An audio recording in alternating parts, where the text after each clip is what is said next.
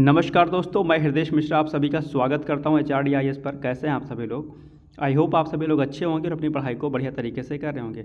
देखिए, जैसा कि आप सभी लोग को पता होगा कि जो नोबेल प्राइज़ हैं, बेसिकली नोबेल प्राइज़ से अक्सर आपके एग्ज़ाम में प्रश्न पूछे जाते हैं। खासकर आपका जो UPPCS का भी एग्ज़ाम होने वाला है, इसके साथ ही साथ में जो भी आपका RO का एग्ज़ाम होगा और कोई भी स्टेट सिविल सर्विसेज का एग्ज़ाम हो, चाहे वो आपका BPSC का एग्ज़ाम हो या फिर वो आपका एग्ज़ाम RAS का हो या MPPCS का हो, ठीक है। सिविल सर्विसेज में खासकर नोबेल प्राइज से संबंधित प्रश्न अक्सर आपके एग्जाम में पूछे जाते हैं, या फिर आप किसी वनडे एग्जाम की तैयारी कर रहे होंगे तो वहाँ पर भी दरअसल प्रश्न आपसे एग्जाम में पूछे जाते हैं।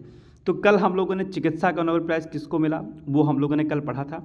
आज बेसिकली जो हम लोग पढ़ेंगे वो पढ़ेंगे हम लोग कि भौतिकी का जो नोबेल प्राइज़ होता है वो बेसिकली किसको दिया गया है इस वर्ष, जो कि आपके एग्जाम के लिए मोस्ट इंपॉर्टेंट है। तो आइए हम लोग बिना देरी के आज के सेशन को स्टार्ट करते हैं, लेकिन उसके पहले आप लोगों से एक रिक्वेस्ट है कि जब तक आप लोग का एग्ज़ाम नहीं होता है, खासकर PCS का, तब तक आप लोगों से मेरी रिक्वेस्ट है कि प्लीज़ आप लोग जो है मेंस की आंसर राइटिंग करते रहिए। और मेंस आंसर राइटिंग के लिए हमने आपको कहा है कि डिस्क्रिप्शन बॉक्स में उसका लिंक दिया गया, वहाँ से आप जो है डिटेल्स ले सकते हैं और अपनी प्रैक्टिस को कर सकते हैं। चाहे आपका लक्ष्य वर्ष 2024 का PCS का हो या फिर आपका लक्ष्य 2025 का हो, दोनों ही लक्ष्य यानी कि दोनों ही वर्षों के लिए दरअसल आपके लिए मुख्य परीक्षा में आंसर राइटिंग करना महत्वपूर्ण है, क्योंकि जब तक आप मुख्य परीक्षा की आंसर राइटिंग नहीं करेंगे तब तक जो है चीज़ें आपके फेवर में नहीं रहेंगी और कोई फ़ायदा नहीं है उस चीज़ का, ठीक है।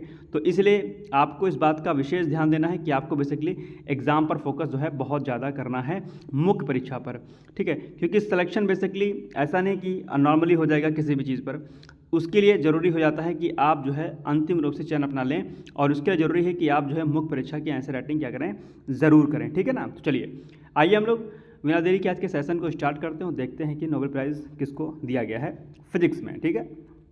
बाकी कल हमने आपको एक बताई थी एक फैक्ट कि जो नोबेल प्राइज़ जो दिए गए सबसे पहले कब दिए गए, हमने कल आपको बताया था। अगर आपको याद है तो आप मुझे कमेंट करके जल्दी से बताइए कि सबसे पहले दरअसल जो नोबेल प्राइज़ प्रदान किए गए थे वो किस वर्ष प्रदान किए गए थे। कल हमने आपसे प्रश्न भी पूछा था, अगर आपको याद हो तो आप कमेंट बॉक्स में जाके कमेंट करिए। बाकी हम लोग देखते हैं कि आज भौतिकी का नोबेल प्राइज़ किसको दिया गया, ठीक है। तो आप लोग को पता हो कि जॉन H. होपफील्ड और जेफरी E. हिंटन, ठीक है, इनको बेसिकली क्या है संयुक्त रूप से दरअसल भौतिकी का वर्ष 2024 भौतिकी का नोबेल प्राइज़ दिया गया है, ठीक है। याद रखिएगा पॉइंट आपके लिए क्या है, दोनों ही वैज्ञानिक आपके लिए ज़रूरी हैं। तो किस खोज के लिए दिया गया है ये भी आपके लिए महत्वपूर्ण है जानना। तो बेसिकली इनको जो दिया है आर्टिफिशियल न्यूरल नेटवर्क के माध्यम से मशीन लर्निंग को क्या सक्षम बनाना या सक्षम करने वाली मूलभूत खोजों और आविष्कारों के दरअसल जॉन H. होपफील्ड और इसके साथ साथ में जो है इनको दिया गया है क्या पुरस्कार, ठीक है, किसका, नोबेल प्राइज़ का, ठीक है ना। चलो आगे बढ़ते हैं हम लोग।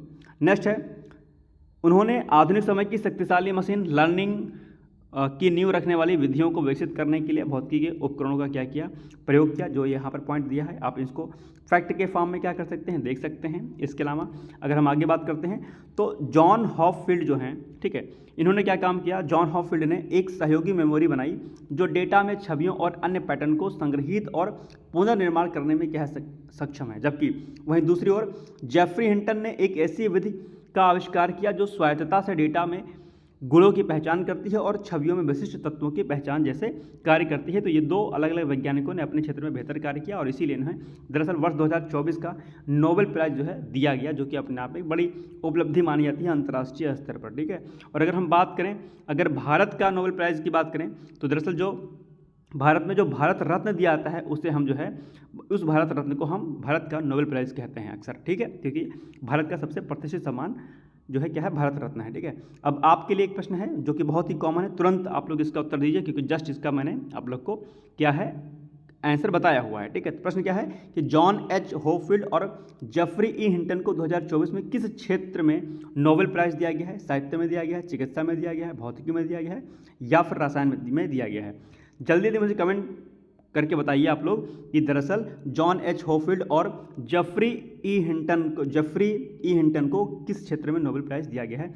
आपकी कमेंट का मुझे क्या रहेगा, इंतजार रहेगा। बाकी परीक्षा से संबंधित कोई भी जानकारी अगर आपको चाहिए तो डिस्क्रिप्शन बॉक्स में जो है टेलीग्राम का लिंक दिया गया है, आप चाहें तो टेलीग्राम के लिंक से जुड़ करके आप मुझसे बात कर सकते हैं और अपनी किसी भी समस्या को आप मुझसे शेयर कर सकते हैं, जो भी प्रॉब्लम आपकी पढ़ाई लिखाई में होगी। तो ये छोटी सी अपडेट थी जो आप लोग को मैं देनी थी। इसी प्रकार से छोटी छोटी अपडेट मैं आप लोग को करंट के माध्यम से देता रहूँगा, ठीक है। फिर बढ़ते रहिए, मस्त रहिए, ऑल द बेस्ट है। Thank you so much, bye bye, take care.